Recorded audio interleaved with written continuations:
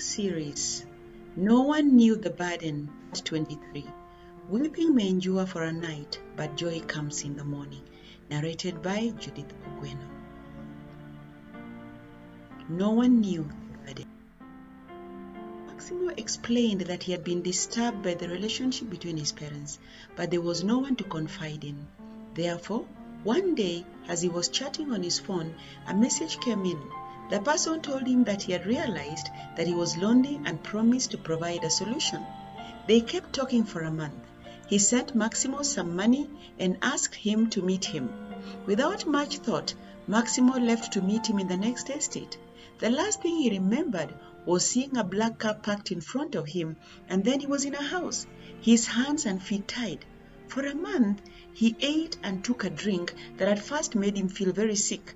However, he realized that after a while, his body craved the drink. The capturers told him that they would only release him if he did their bidding. From that day on, they used him to deliver a substance that he did not know.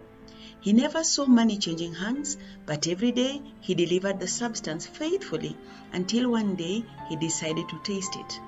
Lo and behold, he felt like flying. He collapsed, and when he came to, he found his whole body aching. He had been beaten badly and left for dead. That day, he slept in an abandoned building, praying that God would remember him. Early the next morning, he felt a bit better and decided to walk around in case he got an idea where he was. He realized he was in Malindi town. "Mom, things became difficult," he said in between tears. "So sorry, son. I'm truly sorry. I did not know you were hurting that much when you left us." She broke into tears. For a while, mother and son wept unashamedly. "So, Mom, not knowing what to do, and I needed food desperately, I resorted to robbing passers-by, and that was the beginning of my nightmare. I used to rob people in the streets." Maximo paused. A distant look engulfed his face. When he picked up the conversation, he told the mother that one day he beat up a man in anger. At that moment, a police vehicle was on patrol around there. He was arrested. On their way to the police station, they met a group of people shouting on along the road. When the police officers went to check what was happening, Maximo jumped from the vehicle. He missed a gunshot by a whisker. From then on, he was a marked man in the town. He had to find his way elsewhere. He decided to leave Malindi. Having no money for transport, he started trekking. When night came, he would sleep anywhere he found shelter. Finally, he found himself in Kilifi town, where he met a young man who provided him with shelter on condition that at the end of the day, he would find a way of feeding himself. His relationship with the street started again. Every day, he begged desperately, and he got involved in taking drugs. So for 2 years, he begged in Kilifi town. "Oh no, my son, that was terrible." Joanne broke down and wept. When the rain of tears subsided, Maximo continued, "Yes, Mom, it was so bad, but I'm truly thankful to God." "Thankful, son? Why do you say so?" One day, a certain man passed by and started talking to me. He asked me about my past. I told him, and he decided he was coming to look for you. Unfortunately, you and Grandma Memo had moved, and no one knew where you had gone. So he came back and promised me that if I allowed him, he would help me overcome my addiction and take me to school. I agreed. He then enlisted me to join Jengo Rehabilitation Center. It was not easy because the withdrawal symptoms were so strong. The man kept encouraging me. Finally, I was free of the drugs. The man took me into his house. His family received and loved me. He took me to Form 3, and the next year I did my exams and got a B+. He then took me to the University of the City in the Sun, where I did a degree in electrical engineering. Meanwhile, he got me a part-time job with his friend who was staying in Nairobi. I completed and soon got a job with Timer Electrical Company. I then registered for a master's degree in the same area. 2 years ago, I graduated and Timer Company sent me to head their branch here in Mombasa. Maximo described what he had gone through. It was a harrowing experience for his mother. Then she also described what had happened from the time he left. Later, Maximo expressed how ashamed he was of himself for leaving his mother and sister. However, what can be compared to the heart of a parent? Chapter 12. 2 years later, Beecher and Nixon were marching down the aisle to start a matrimonial home. Before that, Nixon had truly experienced the saying, "Absence makes the heart grow fonder."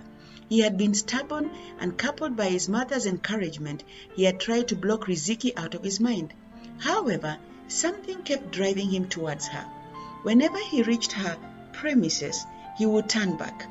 His mother brought him a neighbor's daughter to marry, but he dismissed the thought at their first meeting. A few months earlier, his father had shared with him how he made a point of meeting Riziki. He reported that Riziki had actually waited for Nixon at Cafe Victoria, but he had delayed. Therefore, when Nixon had called her, she had heard a sudden loud noise which made her faint. When she came to and found herself on the ground, she had been so embarrassed and had literally fled out of the cafe's premises. By the time he arrived, she was nowhere to be seen. She had tried to call him later in the day, but he would not receive her calls. He had been so angry with her. The father said he had contacted Riziki because he could not watch his son's life being destroyed by the mother's poisonous words. On hearing those words from his father, Nixon had taken some time to think seriously about his life. Therefore, the day Beecher left Kenya for Venezuela, Nixon had watched as the plane carried his beloved out of Jomo Kenyatta International Airport. Earlier, he had met Angie, Beecher's colleague, who had told him that Beecher was leaving for Venezuela University. Twice, he reached her doorstep, but pride would not let him go in. So the day she was traveling, he had finally made up his mind to talk to her. Just in time to see her taxi leaving the estate gate, he decided to follow it. However, due to the traffic jam on Mombasa Road, he had been delayed. He reached the airport just in time to see her entering the lounge. His plea to the security guard taking care of the gate fell on deaf ears. 3 months later, Nixon had landed in Venezuela to the shock of Beecher. The two reconciled. 5 months later, Beecher came back to Kenya briefly. Dr. Kai stood in as her parent during the bridal negotiation ceremony. Nixon's parents insisted on giving her 13 cows, which Dr. Kai willingly kept for her, as Beecher had faith they should find her parents one day. Nixon's parents gave them all the support they needed during the preparations. The wedding was very colorful. The couple decided to leave nothing to chance and hired the best service providers. They carefully chose their best couple with the notion that marriage is a journey and you need beacons to help direct your path ahead. They said they had to make hay while the sun shone. 10 years down the line, when their marriage was going through a rocky path, tossed around by disagreements on finances and in-laws among other things, this couple, Mr. and Mrs. Dean Moti, stood with them by guiding and counseling them. It was not a wonder years later they were able to host the best couple in their home in Australia.